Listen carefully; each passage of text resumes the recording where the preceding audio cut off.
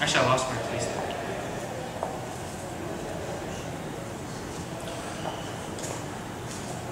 Ephesians. Ephesians, right? Is that right? Ephesians. Oh, after Galatians, Ephesians. We're in Ephesians 4, or Ephesians 5. We talked about this last time, I think, too. Ephesians chapter 5, verse 8. But we're going to go down to verse 12. It says, "For it is shameful even to mention what the disobedient do in secret. For it is shameful even to mention what the disobedient do in secret. But everything exposed by the light becomes visible." Yes. Oh, chapter 5. Ephesians chapter 5, verse 12.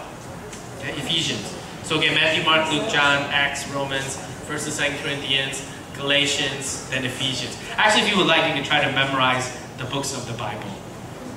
Or at least start with the New Testament. Matthew, Mark, Luke, John. I need to memorize it better too. "For it is shameful even to mention what the disobedient do in secret. But everything exposed by the light becomes visible. For the light that makes everything visible." This is okay. We won't go that far. Okay, but if you go before to verse 11, can everyone find verse 11? We see again the word that we are talking about today, which is what? Oh, light was last week, but good. Darkness. Can you see the darkness in verse 11? Can everybody find it? "Have nothing to do with the fruitless deeds of darkness." Darkness. Okay. And when we go to Genesis again, if you have your Bibles, turn to Genesis chapter 3. We were there last week with Adam and Eve. Okay. Genesis is the first book of the Bible. Genesis, Exodus, Leviticus, Numbers. Genesis, Exodus, Leviticus, Numbers. Genesis chapter 3. Genesis chapter 3. And we'll look down at verse 7. It says, "Then the eyes of both of them were opened, and they realized they were naked." Okay? So here, light is supposed to help us to see. But actually, this seeing that they're doing is not a good seeing. So if you can turn back. Oops, I should have told you to put your finger in Galatians. In Ephesians. Yes? Which verse? 7. Verse 7.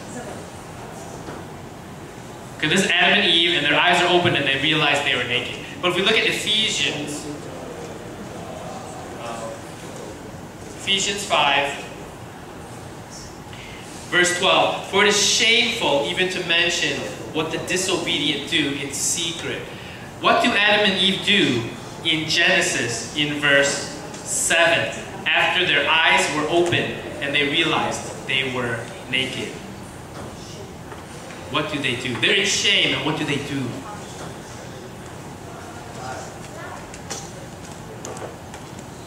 They hide. Very good.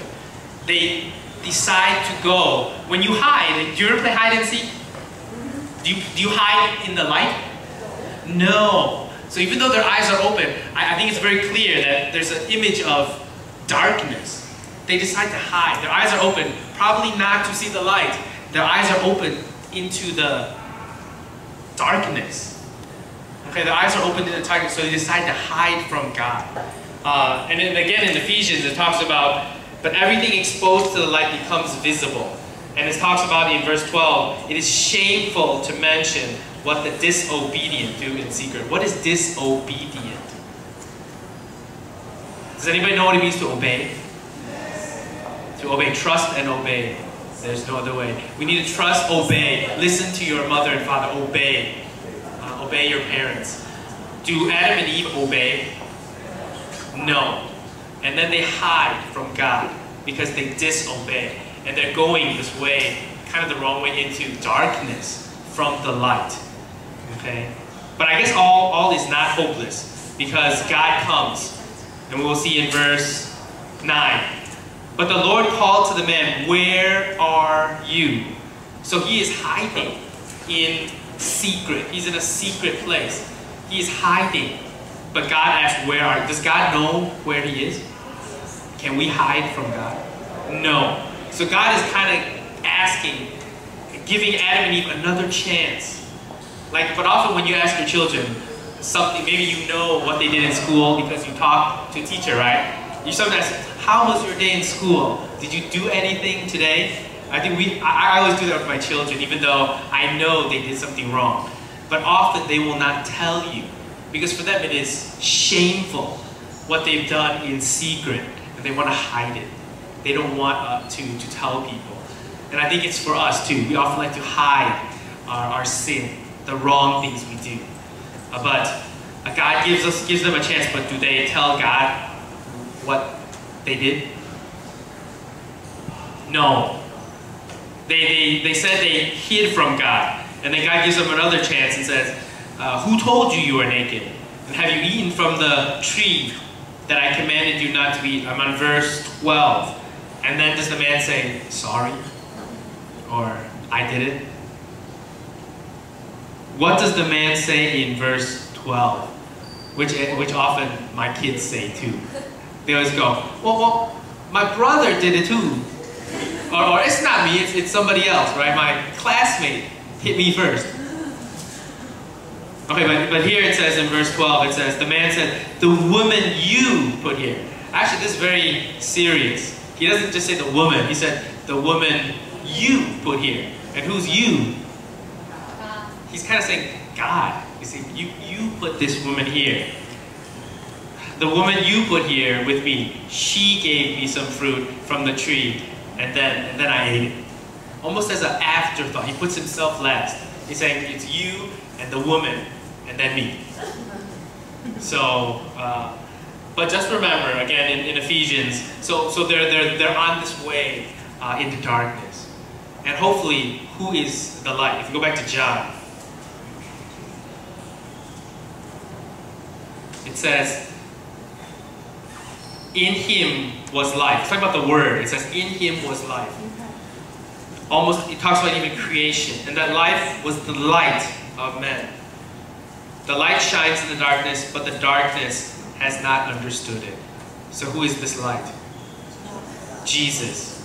God, more specifically Jesus. Okay, we talked about it. So this whole passage in John is talking about God and more specifically Jesus. Who is this word? Okay, actually, any questions? I said a lot. And any questions about hiding, darkness, sin, shame, disobedience? Disobedience. Okay. So if you can't memorize it, we'll say it again together. 1 John 1:5. Okay, 1 John 1:5. So we'll say the verse, and then, we'll say the reference. Let's actually call the reference. We'll say the reference, say the verse, and then the reference. The reference, the verse, the reference. So, John 1:5. The light shines in the darkness, but the darkness has not understood it. John, very good. Okay, thank you. Susie?